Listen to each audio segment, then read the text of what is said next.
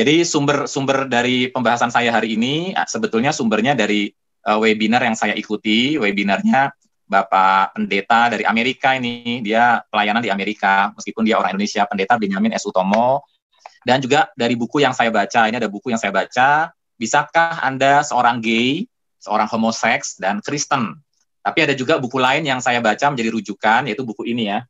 Ini bukunya judulnya Tidak Lagi Homo, Tidak Lagi Homo. Ini bukunya lebih ke terapinya sih, terapi ketika kita punya pergumulan seperti itu. Jadi teman-teman, ketika saya membawakan renungan bagian hari ini, renungan ini adalah apa yang saya dengarkan dari webinar itu. Jadi bukan murni pemikiran saya ya, meskipun saya menggabung-gabungkan dari buku juga, dan saya bukan ahlinya. Nah, yang saya asumsikan, yang pendengar saya malam ini adalah mungkin ada juga yang bergumul dengan isu tentang homoseksual. Mungkin ada yang bergumul dengan isu pornografi, mungkin ada yang bergumul dengan isu seksualitas yang lain lah ya, lesbianisme mungkin, ya. Saya di gereja, ada satu teman perempuan tuh datang mengatakan, Pak, saya tertarik dengan sesama jenis. Dan dia jujur terbuka sekali ya, saya tertarik dengan sesama jenis. Nah, saudara, jadi bisa jadi mungkin yang ada di antara kalian di sini yang menjadi pendengar saya, mungkin ada orang-orang yang mempunyai pergumulan yang sama. Nah, yang saya pengen kasih tahu ke kalian adalah bahwa kami tetap mengasihimu. Jadi kalian nggak perlu takut untuk terbuka kalau setelah acara ini tiba-tiba ada yang ingin terbuka sama saya dan mengatakan, Pak Cahyo, saya punya kecenderungan ini. Jangan takut terbuka sama saya, karena orang pun nggak perlu tahu, ya. Tapi mungkin kalian perlu sekali ada orang yang mengerti kalian dan mencoba menjadi teman buat kalian. Nah, mungkin saya bisa membantu, atau mungkin juga saya bisa kenalkan dengan orang lain yang mungkin bisa membantu kalian. Jadi saudara, jangan merasa sendiri dan jangan merasa terbuang, dan ketika mendengarkan materi ini jangan merasa bahwa saya menghakimi kalian, karena apapun kondisi kalian hari ini, mungkin ada yang terikat pornografi, mungkin ada yang terikat masalah lesbianisme, homoseksual, kalian dikasihi oleh Allah. Buktinya apa? Buktinya kalian bisa dengar materi ini hari ini, ya, bisa berkumpul sama kita di sini sama-sama. Nah, ini berarti Tuhan sayang sama kalian. Nah, saudara, tapi bagi yang mungkin tidak bergumul tentang masalah seksualitas, ya mungkin ini bisa jadi wawasan. Mungkin bisa jadi wawasan dan akan menolong teman kalian suatu hari nanti, entah di mana, siapa, bahkan mungkin anak kita. Besok-besok kalau kita menikah dan punya anak, ternyata punya pergumulan hal itu, siapa tahu, kita nggak pernah tahu kan, teman-teman. Nah, sekarang saya ajak kita untuk melihat slide-nya lagi ya. Nah, tentang materi ini, saudara, saya akan mengajak kita untuk melihat bahwa homoseksualitas itu apa sih sebenarnya? Apakah itu sebuah masalah? Nah, nanti saya akan nyerempet ke kasus-kasus lainnya, ke soal pornografi apa, tapi saya berangkatnya dari isu ini dulu ya, homoseksualitas. Apakah ini adalah sebuah masalah? Apa sih homoseksualitas itu? Kalau saya baca dari buku yang saya tunjukkan barusan, bukunya William Consiglio, orang Italia ya, dia mengatakan homoseksualitas adalah perasaan tertarik secara seksual, ya, kegiatan bersama, dan seringkali keterikatan erat secara emosional kepada seseorang yang sejenis. Perempuan dengan perempuan, laki-laki dengan laki-laki. Nah, itu homoseksualitas ya. Perasaan tertarik secara seksual, kegiatan bersama, dan seringkali keterikatan erat secara emosional kepada seseorang yang sejenis. Nah, teman-teman, ini pengertian dari homoseksualitas. Nah, apakah itu sebuah masalah? Nah, teman-teman, ini ada buku namanya buku DSM ya, Diagnostic and Statistical Manual of Mental Disorder. Ini buku tentang semacam Alkitabnya orang-orang yang bergerak di bidang psikologi ya. Jadi kalau kalian yang kuliah psikologi, kalian yang jadi psikiater, kalian yang jadi konselor, ini kayak semacam Alkitabnya, semacam buku sucinya ya. Ini semacam kitab sucinya. Kalian mesti tahu isi buku ini. Kenapa? Karena isi buku ini adalah daftar dari jenis-jenis gangguan mental. Kemudian juga bagaimana mendiagnosanya, mengobatinya, dan bagaimana penelitian. 1952 DSM-1 ya, yang seri 1, homoseksualitas itu masih dianggap sebagai gangguan kepribadian sosiopatik, suatu penyakit ya, gangguan kepribadian. Nah, itu tahun 1952. Tapi seiring berkembangnya revolusi sosial ya, dan menurunnya nilai-nilai moralitas serta keagamaan dan perkembangan ilmu pengetahuan, dan banyak orang-orang terlibat di dalam dunia psikologi, terlibat dalam penelitian-penelitian, dan akhirnya tahun 1968 diubah lagi, homoseksualitas itu dianggap sebagai gangguan orientasi seks. Hanya gangguan, itu pun jika mengganggu. Ya, jika mengganggu. Artinya kalau orang yang mengalami homoseksualitas itu tidak merasa fungsi-fungsi hidupnya terganggu, ya dianggap bukan gangguan gitu ya. itu menjadi mengganggu kalau mengganggu fungsi-fungsi hidup yang utama. Ya, jadi definisinya mulai sedikit lebih longgar ya. Nah, tahun 1973 ya, homoseksualitas itu dianggap sebagai lebih longgar lagi, ego dystonic homosexuality. Dorongan yang dirasakan tidak konsisten dengan konsep diri. Saya merasa diri misalnya laki-laki, tapi kok saya punya dorongan suka dengan laki-laki. Dan terjadi perdebatan di antara para ahli yang menyusun buku ini, dan terdapat atau terjadi sebuah voting di sana, dan intinya adalah hasil akhirnya homo itu hanya dianggap sebagai sebuah variasi, semacam variasi seks. Jadi bukan lagi gangguan, bukan lagi penyakit, tapi sekedar sebuah variasi seks dalam kehidupan manusia. Nah, di DSM 4-5 nampaknya homoseksualitas semakin tidak dianggap sebagai masalah. Itu terambil dalam buku sucinya para psikiater ya, para psikolog. Nah, saudara, di sini tentu iman Kristen mulai ditantang nih, ya, mulai ditantang. Wah, kalau secara ilmiah para ilmuwan ya, yang sebenarnya ternyata yang mendefinisikan hal-hal itu juga ternyata orang-orang homoseks juga yang terlibat dalam penyusunan buku ini, ternyata orang-orang homoseks juga, dan menganggap homoseksualitas itu semakin lama semakin tidak dianggap sebagai sebuah penyakit atau sebuah penyimpangan, tapi hanya sebuah variasi. Wah, bagaimana ya iman Kristen meresponi hal ini? Nah, sebelumnya kita akan coba lihat beberapa istilah. Istilah yang sedang berkembang sekarang adalah terkait homoseksualitas, ada istilah LGBTQIAAP, ya. LGBT, L-nya itu lesbian, seorang perempuan yang tertarik dengan perempuan lain. Kalau Anda nonton film-film zaman sekarang ini menjadi salah satu daya tarik film zaman-zaman sekarang ya. Bagaimana perempuan punya pasangan perempuan, tidur bersama, punya anak, tentunya anaknya anak adopsi atau anak dari salah satu cewek itu gitu ya. G-nya tuh gay, seorang pria yang tertarik dengan pria lain atau sering dipakai untuk menggambarkan homoseksual. Gay, ya nyebutnya gay. Biseksual tuh orang yang tertarik baik kepada pria maupun kepada perempuan. Dan ini kalau Anda lihat di YouTube, Anda mungkin lebih jago dari saya ya. Di YouTube nih orang dengan terang-terangan mengaku, saya bisa cewek, saya bisa cowok. Sama cewek, cowok, saya bisa. Artinya dia biseksual. Bi itu kan artinya dua ya. Bisa kepada cewek maupun cowok ketertarikannya. Kemudian T, transgender. Orang yang identitas gendernya bukan laki-laki dan perempuan, atau berbeda dengan yang biasa ditulis dokter di sertifikat kelahiran. Ya, jadi dia itu mungkin secara identitas itu berbeda dengan yang ditulis dokter sertifikat kelahiran ya. Kemudian ada Q, queer, tidak mau diidentifikasi sebagai gender yang dipasangkan atau tidak mau diberi label berdasarkan orientasi seksual tertentu. Tidak mau disebut laki-laki, tidak mau disebut perempuan, tidak mau juga digolongkan homoseksual, tidak mau digolongkan sebagai heteroseksual. Ada juga Q, questioning ya, di mana dia masih mempertanyakan, masih mengeksplorasi identitas jenis kelaminnya, orientasi seksual mereka tuh dia masih explore. Ada juga intersex, orang yang tubuhnya jelas bukan laki-laki atau perempuan. Ya, ini mungkin karena memiliki kromosom yang bukan XX atau XY, yang orang biologi tahu ya, atau karena alat reproduksi mereka bukan dikategorikan sebagai standar. Jadi ini lebih ke masalah biologis ya, ada masalah, sulit diidentifikasi ya. Kemudian allies, heteroseksual ya, orang ini dia ketertarikannya dengan lawan jenis, tapi mendukung komunitas LGBTQIAAP. Ya, allies itu maksudnya aliansi ya, beraliansi yang mendukung gerakan homoseksualitas LGBT. Aseksual, orang-orang yang tidak tertarik secara seksual kepada gender apapun, tidak tertarik ya. Bahkan nantinya ada penyimpangan seksual yang lain, misalnya ya penyimpangan seksual di mana orang tertarik atau mengalami kepuasan ketika berhubungan seks dengan binatang, bestialisme. Itu di Alkitab ada tuh, larangan untuk berhubungan seks dengan binatang di kitab Imamat ya. Karena apa? Karena ada orang yang punya kepuasan seks karena berhubungan seks dengan binatang. Ada yang punya kepuasan seks berhubungan seks dengan mayat ya. Ada yang punya kepuasan seks berhubungan seks dengan orang tua yang usianya sangat tua, nenek-nenek, kakek-kakek. Makanya ada kisah nenek-nenek diperkosa, kakek-kakek diperkosa gitu ya.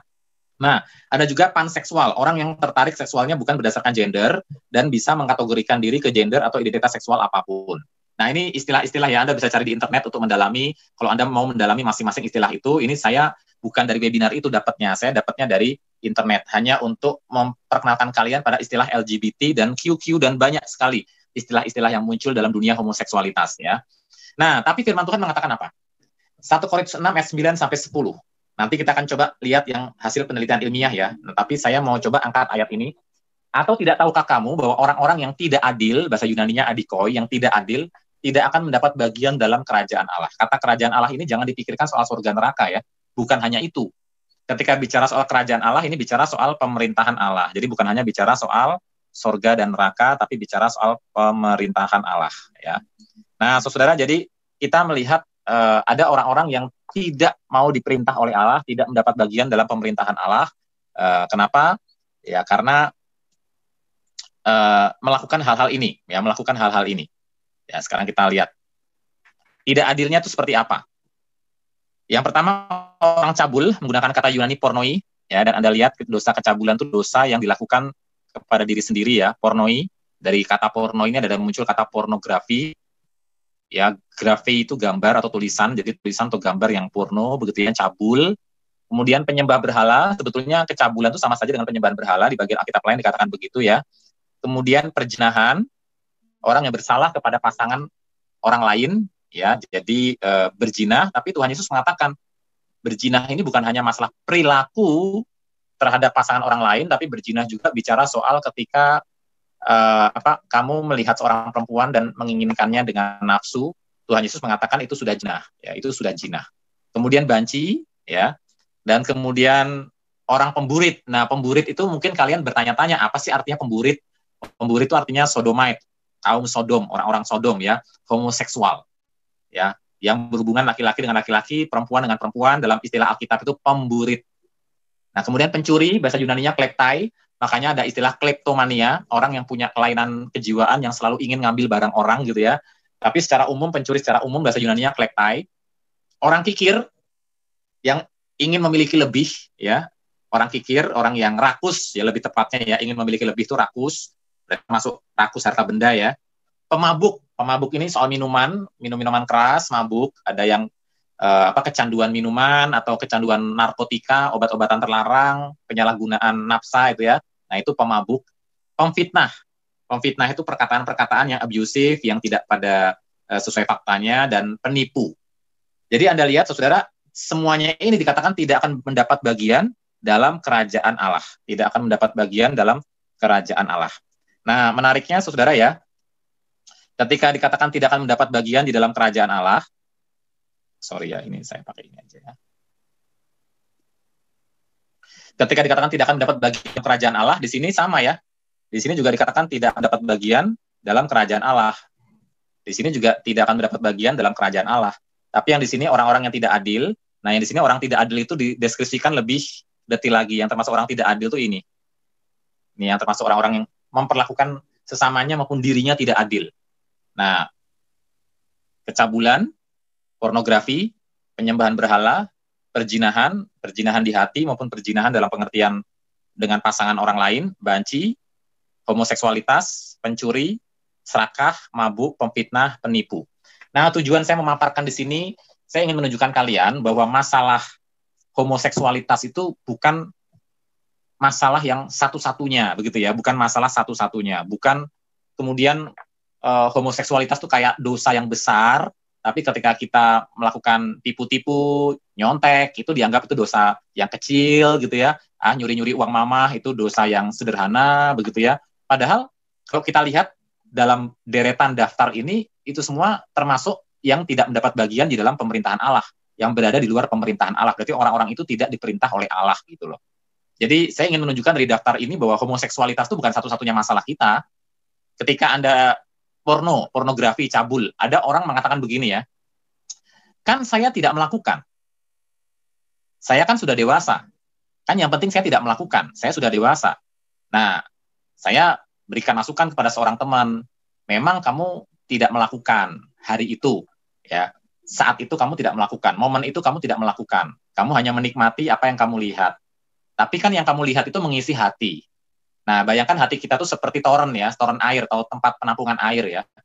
Nah, ketika kamu mengisi toren itu dengan hal-hal yang kotor, dengan gambaran-gambaran yang najis, tentunya air yang di dalam penampungan itu kan kotor, begitu. Hatimu kan hati yang kotor.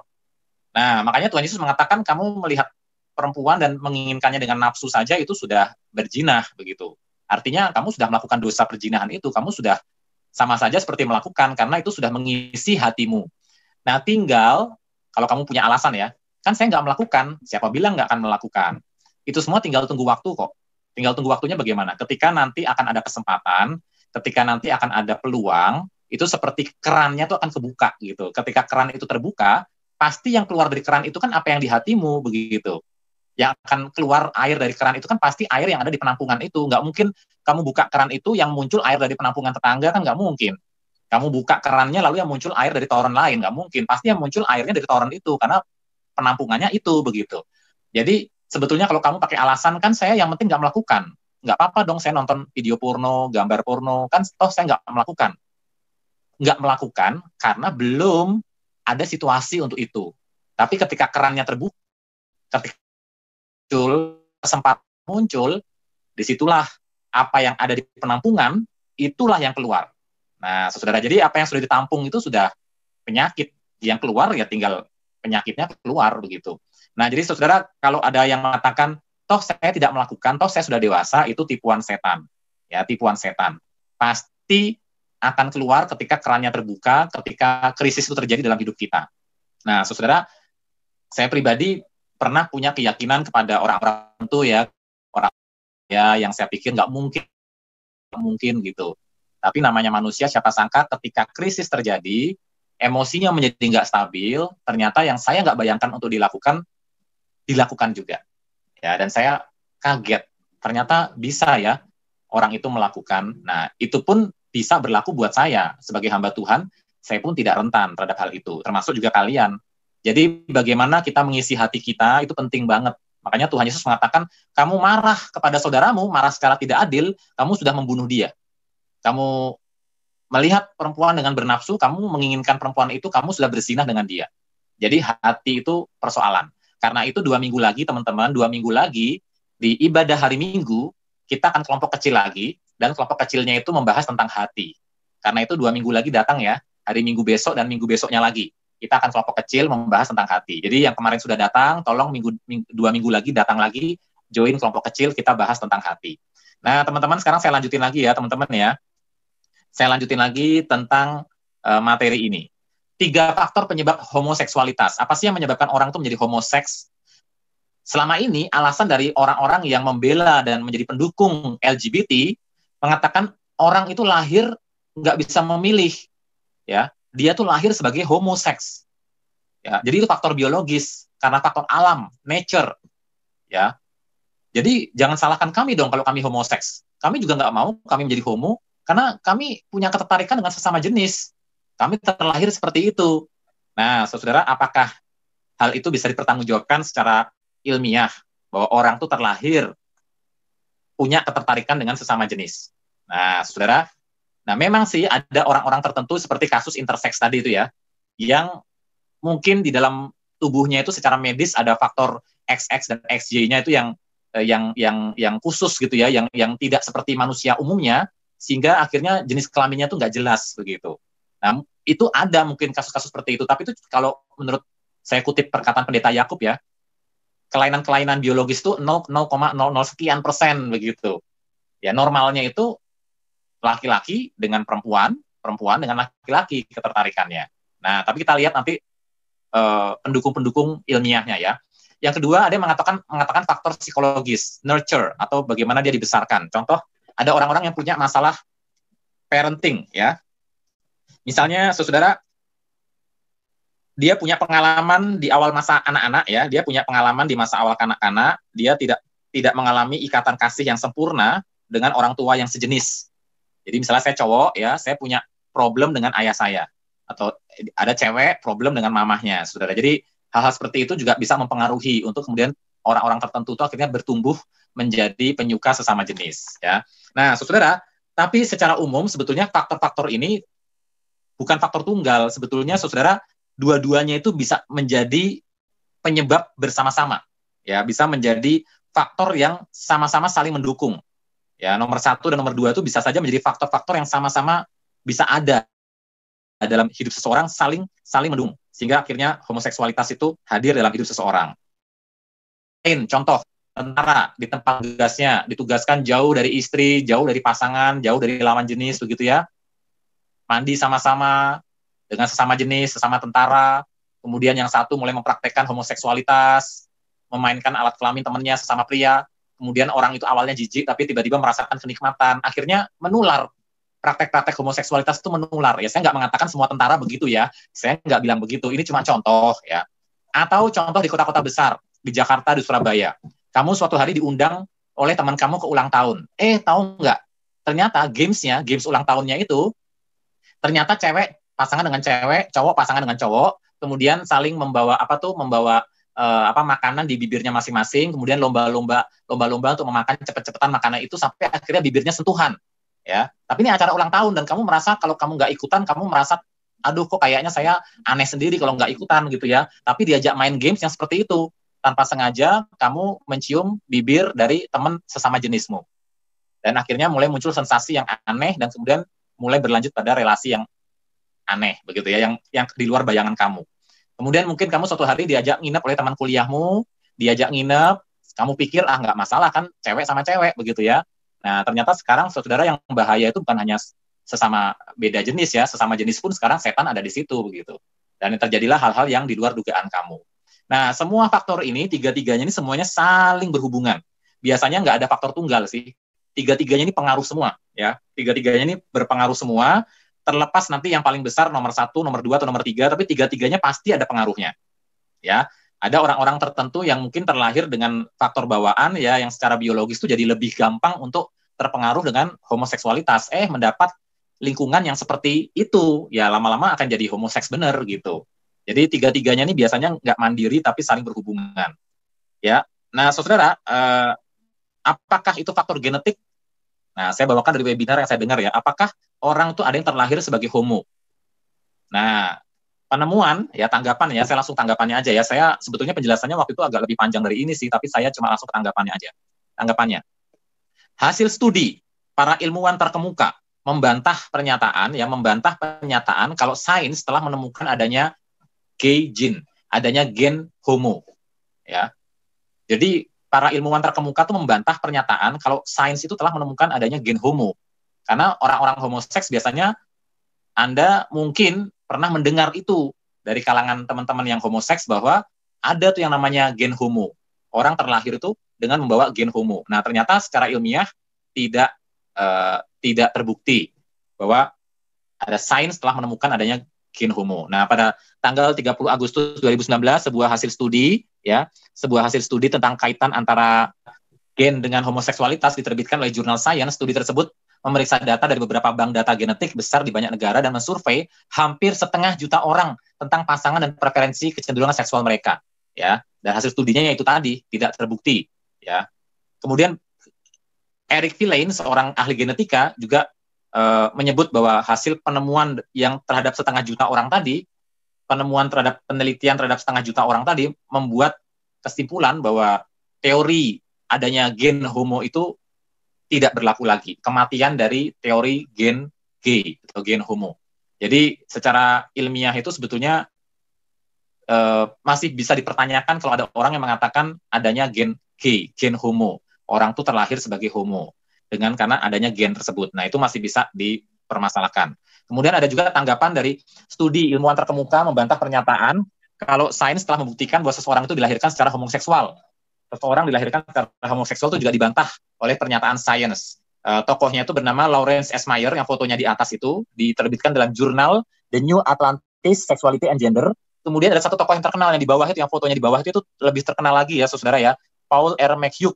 Dia seorang psikiatris dan mengajar di sebuah sekolah yang sangat terkenal sekali, John Hopkins University, dengan John Hopkins Hospitalnya itu yang sangat terkenal ya. Nah, saudara, dalam laporan sebanyak 143 halaman, jadi laporannya ini bukan laporan ecek-ecek ya, karena halamannya cukup banyak ya, menegaskan tidak adanya bukti ilmiah yang definitif yang menunjukkan kalau orang-orang gay, lesbian, transgender dilahirkan dengan orientasi seksual atau identitas gender tertentu. Nah, jadi tidak adanya bukti ilmiah yang cukup definitif untuk mendukung pandangan-pandangan dari kaum yang membela adanya pendapat bahwa seseorang itu dilahirkan secara homoseksual. Nah, berikutnya teman-teman, faktor psikologis ya. Apakah yang jadi masalah sekarang, gereja itu sering dituduh bersalah karena gereja itu selalu dalam tanda kutip seolah-olah menyerang homoseksualitas. Gereja itu menyebabkan orang itu atau mendorong orang itu bunuh diri. Gereja mendorong munculnya banyak orang yang stres lalu bunuh diri. Itu salahnya gereja. Itu tuduhan dari orang-orang yang mendukung LGBT ya. Gereja gereja itu terlalu jahat, karena pandangan-pandangan gereja itu telah menyebabkan mereka-mereka yang homo akhirnya stres, putus asa, dan akhirnya bunuh diri. Nah, apakah benar gereja itu mendorong bunuh diri? Nah, ada seorang bernama Walt Heyer yang pernah operasi kelamin jadi perempuan, tapi kemudian dia balik lagi jadi laki-laki lagi. Dia mengatakan begini, kali ini isunya soal transgender ya, perubahan jenis kelamin ya. Ada isu-isu yang lebih dalam dan harus dilihat dalam kehidupan orang-orang yang mengidentikan diri mereka sebagai transgender. Jadi kalau orang itu bermasalah dengan jenis kelaminnya atau sampai mengubah jenis kelaminnya, itu sebetulnya ada masalah yang lebih dalam jiwa mereka. Ya, fakta bahwa seseorang itu mengancam akan bunuh diri kalau ia tidak diakui sebagai gay merupakan bukti bahwa ada faktor-faktor lain yang perlu diperhatikan. Mungkin ada faktor trauma masa lalu atau masa kecil atau faktor-faktor kekecewaan di keluarga atau kekecewaan di lingkungan yang seharusnya bisa digali begitu. Jangan serta-merta mengatakan orang itu bunuh diri gara-gara gereja menekan. Ya, jangan serta-merta salahkan gereja seolah-olah gereja penyebab orang itu bunuh diri karena stres. Nah, padahal saudara, kita seharusnya memerhatikan hal-hal lain dalam kehidupan orang itu, yang homo itu atau yang transgender itu, yang mungkin menjadi pemicu tekanan dari yang dialami dari orang itu. Kenapa sampai dia bunuh diri? Ya, jangan serta-merta menyalahkan gereja seolah-olah orang bunuh diri itu gara-gara gereja itu anti homo begitu ya. Nah, lagi-lagi Dr. Paul McHugh yang tadi saya tunjukkan fotonya ya, yang di bawah tadi itu ya. Dr. Paul McHugh yang fotonya di bawah ini ya. Dia mengatakan bahwa intinya ya, rumah sakit atau tempat klinik yang dipimpinnya itu, saudara, sudah tidak lagi mengakomodasi ya, tidak lagi mengakomodasi untuk permintaan operasi ganti kelamin oleh kaum transgender ya. Kenapa? Karena orang yang melakukan perubahan jenis kelamin melakukannya kan dengan harapan beroleh kelegaan dari masalah emosional mereka. Mereka tertekan karena mereka terjebak dalam tubuh laki-laki misalnya. Mereka tertekan karena mereka merasa terjebak dalam tubuh perempuan. Kenyataannya, ya meskipun setelah operasi ganti kelamin itu dilakukan dan mereka merasa puas ya dengan operasi itu, tapi kenyataannya masalah jiwa mereka nggak hilang kok. Setelah mereka diubah jenis kelaminnya dari laki-laki sesuai permintaan diubah jadi perempuan, tetap aja mereka bermasalah dalam hal relasi, bermasalah dalam hal pekerjaan, bermasalah dalam hal emosi, sama seperti sebelumnya. Jadi harapan bahwa setelah operasi kelamin mereka akan lepas dari masalah emosional, ternyata secara psikologi nggak terpenuhi kok. Ya, jadi menurut McHugh ya, para psikiater lebih baik konsentrasi untuk berupaya menangani pikiran orang-orang yang sedang tertekan itu, ya, yang sedang ingin merasa bunuh diri itu, ketimbang buru-buru mengubah jenis kelamin mereka, karena pasti masalahnya mungkin ada faktor lain yang lebih dalam dari sekedar masalah ganti kelamin. Nah, ternyata setelah ganti kelamin mereka tetap kok punya masalah emosi, mereka tetap kok bermasalah dalam pekerjaan mereka, dengan relasi mereka tetap punya masalah tertekan dan tetap merasa ingin bunuh diri begitu ya. Jadi mungkin ada masalah lain yang lebih dalam. Nah, saudara, jadi memang pernyataan Paul McHugh ini mungkin tidak berlaku untuk semua kasus begitu ya, saya sadar itu ya. Tapi maksudnya adalah mari kita yang merasa transgender itu adalah bukan masalah. Jangan terburu-buru menganggap itu juga bukan masalah gitu. Ya. Tapi mungkin ada masalah lain yang lebih berat yang jauh di dalam jiwa mereka yang perlu diselesaikan. Nah, saudara, sebuah studi dari Swedia yang mengikuti kehidupan pria dan wanita yang telah menjalani operasi ganti kelamin memiliki kesimpulan orang-orang dengan transseksualisme setelah mengganti jenis kelamin memiliki resiko kematian lebih tinggi dan tetap memiliki dorongan untuk bunuh diri dan kondisi sakit daripada populasi pada umumnya. Ini penelitian dari Swedia.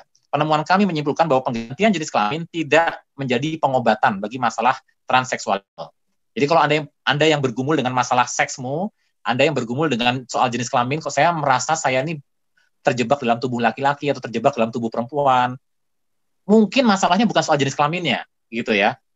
Kenyataannya ketika itu dilakukan, operasi jenis kelamin itu dilakukan, tetap ada masalah-masalah kejiwaan yang belum selesai gitu. Jadi seringkali ada faktor-faktor lain yang mendorong orang LGBT untuk melakukan bunuh diri. Dan adalah tidak adil dan keliru untuk mengatakan kepada gereja dan menuduh gereja karena kamu atau jika kamu tidak mengesahkan orientasi seksual kami dan tidak mengesahkan identitas jenis kelamin orang-orang yang menjadi penganut LGBT, maka Anda ikut berperan dalam tindakan bunuh diri yang mereka lakukan. Jadi jangan serta-merta salahkan gereja. Gara-gara gereja, orang-orang homoseks banyak yang bunuh diri. Jangan serta-merta salahkan begitu. Ya, terlalu terburu-buru. Coba dulu lihat akar masalahnya. Apa benar? Ya, ternyata dia tidak mempunyai masalah lain. Nah, karena itu sebagai mendekati akhir, saudara, meskipun slide-nya masih banyak, tapi slide berikutnya ini lebih banyak gambar-gambar ya. Jadi, saudara, faktor lain, ya, bicara soal tadi yang soal orang menjadi homoseks itu karena pergaulan, karena mungkin tentara jauh dari istrinya, atau karena dijebak dalam hari ulang tahun teman, itu faktor-faktor lain yang membuat orang jadi homoseks ya. Membuat kita tuh menyimpulkan bahwa dari semua masalah ini, ya masalah genetik, masalah lingkungan, masalah faktor-faktor lain itu, sebetulnya apa sih lawan dari homoseksualitas? Ada orang berpikir lawan dari homoseksualitas adalah heteroseksualitas. Oh, pokoknya lawan dari homoseks, kalau saya pengen lepas dari homoseksual, ya pokoknya saya harus jadi heteroseksual gitu. Itu jawabannya ternyata salah, saudara. Ya, lawan dari homoseksualitas itu bukan heteroseksualitas. Ya, untuk menyelesaikan masalah lesbianisme dan homoseks, bukan kemudian serta-merta kamu merubah orientasimu jadi hetero, jadi penyuka lawan jenis. Ternyata enggak juga. Kenyataannya banyak orang-orang yang menyukai lawan jenis tetap saja bermasalah kok dengan kehidupan seksualitas mereka. Padahal dia sudah suka sama lawan jenis loh. Tapi ternyata meskipun dia suka sama lawan jenis, tapi tetap aja dia sukanya itu dengan cara-cara yang salah. Berarti masalah atau lawan dari homoseksualitas itu bukan, penyelesaiannya itu bukan heteroseksualitas, bukan. Ya. Lalu apa lawan dari homoseksualitas? Nah, jawabannya ditemukan oleh seorang homo yang bertobat, namanya Christopher Yuan. Christopher Yuan ini, dia bertahun-tahun bergumul dengan isu homoseksualitas, dia gay. Ya, dia tidak memiliki ketertarikan dengan lawan jenis. Dia tidak punya ketertarikan dengan cewek. Dia hanya tertarik dengan cowok, saudara ya. Tapi kemudian dia dalam pergumulannya dia berjumpa dengan Kristus, dia bertobat dan dia disentuh oleh Tuhan, dia mengalami pembaharuan rohani, dia belajar Alkitab bahkan menjadi profesor di Moody Bible Institute, dan dia menulis buku berjudul Holy Sexuality. Dan dia merenungkan apa sih solusinya bagi masalah homoseksualitas yang dia alami. Solusinya bukan menjadi heteroseksual, bukan ya, karena orang heteroseksual pun tetap banyak yang menyimpang kok. Lalu apa lawan dari homoseksualitas? Nah, dia menemukan jawabannya ini. Lawannya adalah kekudusan. Jadi homoseksualitas itu sama seperti dosa-dosa yang lain, ya.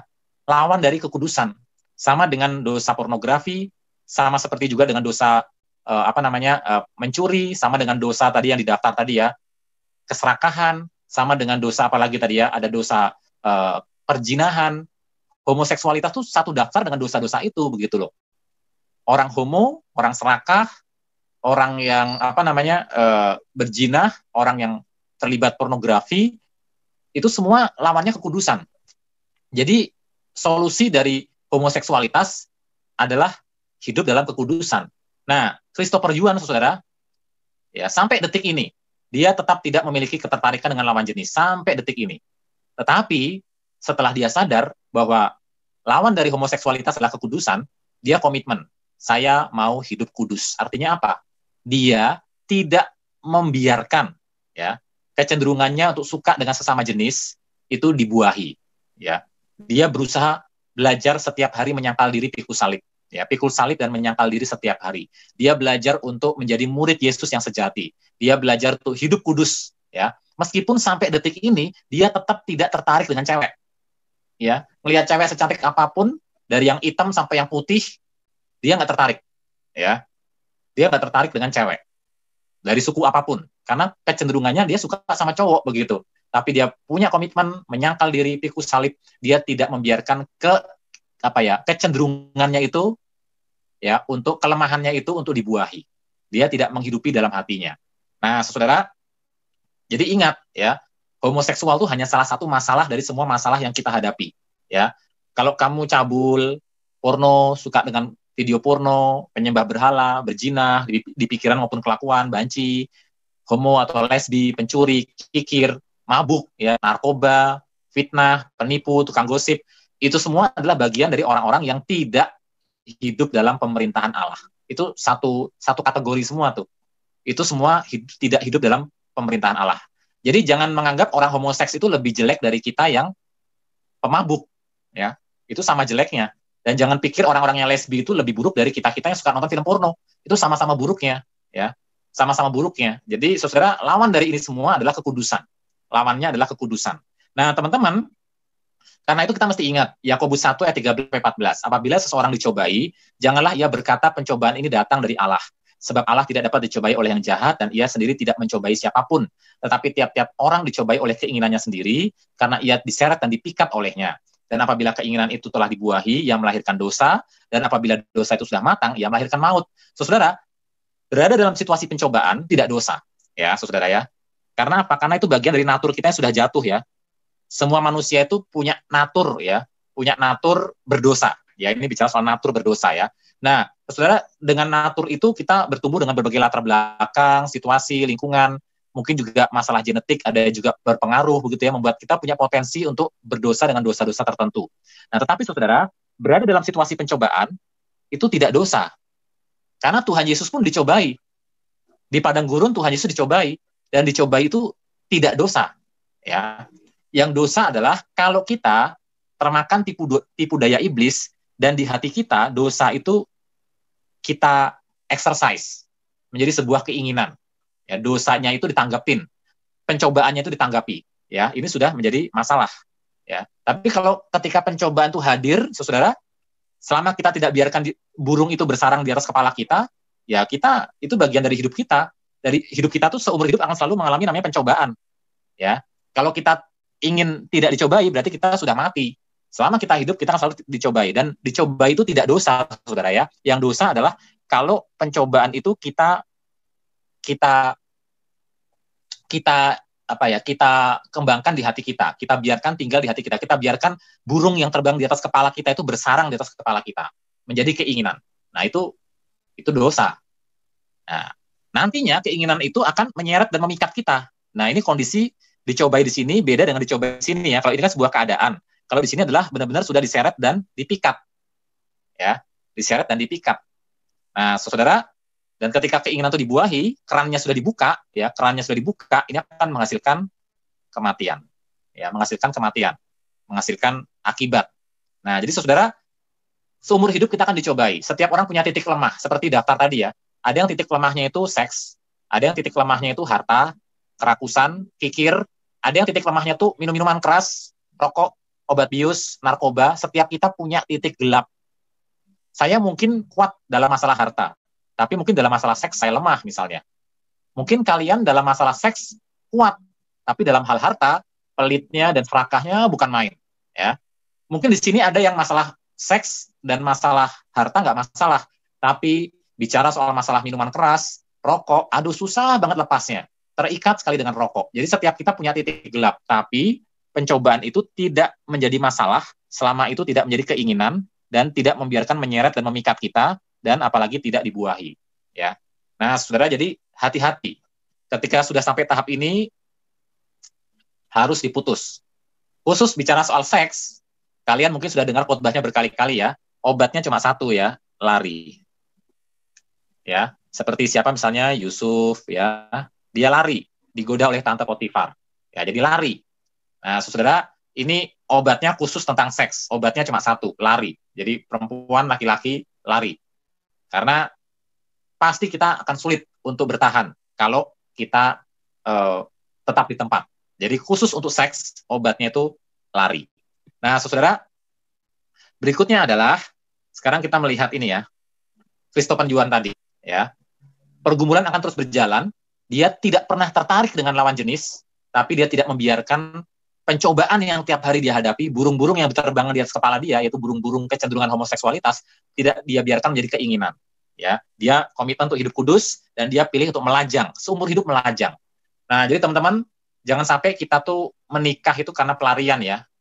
Ada yang menikah itu karena capek, ditanyain terus, jodohnya mana, ya udah saya menikah aja, dengan siapa saja. Itu kesalahan fatal, ya saudara ya. Jangan menikah karena dorongan seksual. Jangan menikah dengan alasan dorongan lingkungan, dorongan sosial. Jangan juga menikah karena kita mengira dengan menikah nanti masalah pornografi saya selesai. Ya, itu tipuan setan. Jangan pikir setelah kita menikah kita nggak akan lagi menikmati video porno. Ya, justru mungkin makin jadi, saudara ya. Nah, jadi menikah itu tidak menjadi pelarian, tidak akan menyelesaikan masalah dosa kamu. Masalah dosa itu harus diakui dan kemudian minta kekuatan anugerah Allah, mencari pertolongan dari orang lain yang kompeten untuk menolong kita. Minta pertolongan saudara seiman, terutama minta pertolongan Tuhan, gitu ya. Nah, teman-teman, jadi jangan jadikan pernikahan itu pelarian, ya. Nah, kemudian kita melihat lagi lagu yang kita nyanyikan tadi, You Are My All in All. Engkaulah kekuatanku ketika aku lemah, engkaulah harta yang aku cari, ya. Engkaulah segala-galanya. Saudara tahu nggak siapa yang menciptakan lagu ini? bernama Dennis Jarnigan. Dennis Jarnigan ini adalah seorang homoseks, ya. Dia bergumul dengan kecenderungan homoseksualitasnya, dia hidup dalam dosa homoseksualitasnya, tapi dengan cara Tuhan, dia dijamah oleh Tuhan, dan dia nasibnya agak beda dengan Yuan ya. Kalau Yuan ini kan dia memilih untuk tidak menikah ya. Nah, kalau Dennis ini, ya dia menikah dengan lawan jenis, dengan perempuan, dan punya anak ya, dan mereka hidup bahagia sampai sekarang. Tapi bayangkan ya, dalam pergumulannya itu dia menulis lagu ini. You are my strength when I am weak. You are the treasure that I seek. You are my all in all. Jadi saudara, kita melihat lagu ini keluar dari pergumulan seorang homoseks yang mengajarkan kepada kita bahwa Tuhan itu adalah jalan keluar bagi pergumulan kita. Jadi kalau hari ini ada di antara teman-teman yang merasa tidak ada jalan keluar, saya sudah terlampau dalam terikat dengan pornografi, dengan rokok, dengan homoseksualitas, saya nggak mungkin keluar. Nah, Tuhan itu punya kekuatan untuk menarik kita keluar, melampaui kemampuan kita. Nah, bagi kita yang sudah ada di dalam Kristus, godaan-godaan dosa itu bukannya hilang ya, justru mungkin kita akan makin merasakan pencobaan itu makin kuat, saudara ya. Nah, karena apa? Karena ya dosa kan selalu bertentangan dengan prinsip kekudusan ya. Ketika kita memilih hidup kudus, itu pertempuran rohani betul itu. Tapi kita dikaruniai oleh Tuhan tuh otak ya. Otak itu mekanismenya secara medis itu luar biasa sekali ya, saudara ya. Otak itu akan membiasakan kita untuk menikmati kesenangan-kesenangan atau hal-hal yang menyenangkan kita. Nah, saudara, jadi sebetulnya bagaimana kamu mengisi hatimu dan bagaimana kamu mengisi otakmu itu penting, ya, saudara ya. Jadi kalau kalian tahu kuncinya, ya, apa isi hati dan otak kita yang membuat kita senang, itulah yang akan menjadi kehidupan kita. Karena otak akan nagih terus, ya, otak akan nagih terus. Kalau kamu merasakan kenikmatan dari pornografi, otakmu akan nagih terus, ya, akan terus nagih gitu. Kalau kamu merasakan kenikmatan dari rokok, otakmu akan nagih terus. Makanya sampai orang kecanduan kan. Kalau kamu mendapatkan kenikmatan dari seks bebas, itu akan nagih terus gitu. Dan biasanya itu nggak akan terpuaskan, akan minta lebih, dan minta lebih. Nah, tapi nggak akan ada titik puasnya. Nah, karena itu Tuhan karuniai kita otak, hati, atau bagian inner dari bagian hidup kita, itu untuk diisi dengan kepuasan-kepuasan yang sejati, the right pleasure, kenikmatan yang sejati. Nah, saudara, kenikmatan sejati itulah yang akan menggantikan kenikmatan-kenikmatan yang sementara itu. Karena itu penting bagaimana kamu mengisi hati dan otakmu. Karena otakmu akan nagih, saudara. Otakmu akan nagih. Orang-orang yang sudah lahir baru, yang sudah merasakan indahnya hidup, bangun tidur, memuji Tuhan, mau tidur, baca Alkitab, ya kan? Orang-orang yang sudah merasakan indahnya hidup di dalam Tuhan, indahnya mengikut Tuhan, otaknya pun akan nagih gitu, ya. Dia akan merasakan kehausan, hati yang haus, otak yang rindu, pikiran yang rindu, untuk benar-benar merasakan kenikmatan itu terus begitu, ya. Tapi kalau otak dan hati kita diisi dengan hal-hal yang kenikmatan yang semu tadi, api-api yang palsu tadi, dia akan nagih juga. Nah, karena itu penting bagaimana mengisi otakmu, bagaimana mengisi hatimu. Karena otakmu tuh akan men-setting dirimu untuk terus mengejar kesenangan itu, gitu ya. Hatimu akan terus merindukan kesenangan itu. Nah, jadi benarlah kata Tuhan Yesus, ya, dari hati keluar segala hal jahat, dan itulah yang menajiskan orang. Jadi sekarang kuncinya adalah hati, otak kita, inner beauty kita, itu yang penting. Ya, bagian inner kita, dalam kita. Nah, saudara, saya tahu ini nggak mudah, saya sendiri terus bergumul. Karena itu penting saudara seiman, dan penting persekutuan seperti ini di tengah-tengah minggu, untuk menguatkan kita. Ya. Nah, saudara, ingat, homoseksualitas, ya, ini adalah hanya salah satu dari masalah. Nah, teman-teman kita yang menganut LGBT mengatakan, loh, kenapa sih salah untuk berhubungan dengan sesama jenis? Itu kan ekspresi kasih. Matius 7 ayat 12 mengatakan, kamu harus memperlakukan orang lain seperti halnya kamu ingin diperlakukan. Nah, saudara, tapi ingat, langkah terbesar dari kasih adalah memberitahukan kebenaran Allah, bahwa jalan-jalan Allah adalah yang terbaik. Itulah kasih. Seperti orang tua memberitahukan kepada anak jalan-jalan yang baik, meskipun bagi anak itu menyakitkan. Nah, demikian juga saudara, kita mesti percaya jalan-jalan Allah adalah yang terbaik. Hubungan laki-laki dengan perempuan yang terbaik. Dan Anda masih tetap bisa merangkul orang berdosa. Kalau Anda punya teman homoseks, Anda punya teman lesbian, tetap Anda bisa rangkul, menjadi teman buat dia, tanpa menghakimi dia, tanpa Anda harus setuju dengan dosa-dosa mereka. Contohnya Yesus. Yesus bergaul dengan para pendosa. Teman-temannya Yesus pelacur, pemungut cukai, termasuk orang-orang ahli agama yang religius tapi munafik. Itu teman-temannya Yesus juga, ya. Namun, Apakah Yesus mendorong para pelacur untuk melayani pelanggan mereka lebih baik? Mentang-mentang temenan, makan bareng, kongko-kongko bareng, apakah Yesus mendorong para pelacur untuk melayani pelanggan mereka lebih baik? Apakah Yesus mendorong para pemungut cukai untuk memeras uang lebih lagi? Apakah Yesus tidak menegur sikap munafik orang Farisi? Saudara, kenyataannya, meskipun Yesus mau makan bersama dengan mereka semua, tapi Yesus tidak setuju dengan dosa-dosa mereka. Yesus tetap merangkul mereka, Yesus tetap menjadi sahabat buat mereka tanpa harus menyetujui dosa-dosa mereka. Yesus reach, menjangkau orang berdosa dan terlibat dalam kehidupan mereka dan justru mengubahkan mereka. Nah, itulah bagian Anda dan saya sebagai gereja. Nah, hendaklah kasih itu, saudara, dikatakan, nyatakanlah kebenaran pada mereka dengan kasih. Speaking truth in love. Nyatakan kebenaran dalam kasih. Aku pun tidak menghukum engkau, pergilah dan jangan berbuat dosa lagi mulai dari sekarang. Itu kata-kata Yesus kepada seorang wanita yang kedapatan melacur, ya. Ketika orang-orang ingin melempar batu, ya, menanyakan Yesus untuk apa? Untuk menghukum wanita itu, Yesus mengatakan kalau kamu merasa nggak berdosa, silakan lempar batu duluan. Dan ternyata tidak satu pun di antara mereka yang merasa dirinya tidak berdosa. Ya, semua orang berdosa. Satu persatu pergi. Dan kepada wanita itu Yesus mengatakan, aku pun tidak menghukum engkau. Nah, saudara, Roma 12 ayat 9, hendaklah kasih itu jangan pura-pura. Jadi kita mengasihi teman-teman yang LGBT ini benar-benar tidak pura-pura, dengan tulus. Tetapi, ingat, jauhilah yang jahat dan lakukanlah yang baik. Mengasihi, oke. Menjadi teman, oke. Merangkul mereka, oke. Tapi tetap tidak setuju dengan dosa itu. Jauhilah yang jahat, lakukanlah yang baik. Nah, saudara, Yudas 1 ayat 23, selamatkanlah mereka dengan jalan merampakkan api, tapi tunjukkanlah belas kasihan yang disertai ketakutan kepada orang-orang lain juga, dan bencilah pakaian mereka yang dicemarkan oleh keinginan-keinginan dosa. Jadi, saudara, jangan kita menjadi orang-orang homofobia, ya. Homofobia itu mengembangkan ketakutan yang berlebihan terhadap orang homo. Jangan kita merasa jijik dengan mereka. Yesus tidak pernah jijik dengan orang berdosa. Kalau Tuhan Yesus jijik dengan orang berdosa, kita nggak mungkin selamat seperti sekarang. Tapi Yesus mengasihi kita tanpa menyetujui dosa-dosa kita, dan dia bahkan memulihkan kita. Nah, harapan yang sama harus kita berikan kepada saudara-saudara kita yang bergumul dengan masalah-masalah ini. Ini harapan buat kalian yang mungkin hari ini bergumul dengan masalah ini. Mengapa sih kalian orang-orang Kristen memusingkan soal seksualitas saya? Kan saya nggak merugikan siapapun. Mau homo kek, mau lesbi kek, mau saya hubungan seks sama mayat kek, kan saya nggak merugikan siapapun. Nah, saudara, masalahnya yang terakhir, ya, mengikuti Yesus bukanlah tentang apa yang baik menurut pikiranku dan perasaanku. Itulah kesalahan Adam. Kenapa Adam jatuh dalam dosa? Kenapa Hawa jatuh dalam dosa dan membuat dunia kacau seperti sekarang? Karena menentukan yang baik dan yang buruk berdasarkan standarnya sendiri. Yesus mengatakan, ya, untuk kita mengasihi sesama kita, tetapi firman Tuhan juga mengatakan untuk kita menjauhi kejahatan. Ya, mengikuti Yesus bukan tentang apa yang baik dan buruk menurut pikiran dan perasaan kita, bukan kita standarnya, tapi Tuhan standarnya. Nah, itulah kesalahan Adam karena merasa toh nggak ada yang dirugikan. Ya, mengikuti Yesus artinya hidup di bawah kerajaan atau pemerintahan Allah. Dan orang-orang yang ada di luar pemerintahan Allah adalah tadi itu, pornografi, perzinahan, homoseksualitas, serakah, mencuri, klepto, ya, kemudian kemabukan, itu semua di luar pemerintahan Allah. Jadi mengikut Yesus, menjadi murid Yesus, artinya hidup di bawah pemerintahan Allah. Bukan nanti di sorga, tapi sekarang, hari ini, saat ini, ketika kita mengaku sudah lahir baru. Nah, dan terakhir sekali, mengikut Yesus dimulai bukan dengan pengakuan diri, tapi dengan menyangkal diri. Ayatnya dicatat dalam Matius, Markus, dan Lukas, Injil Sinoptik. Ya, barang siapa ingin mengikut aku, ia harus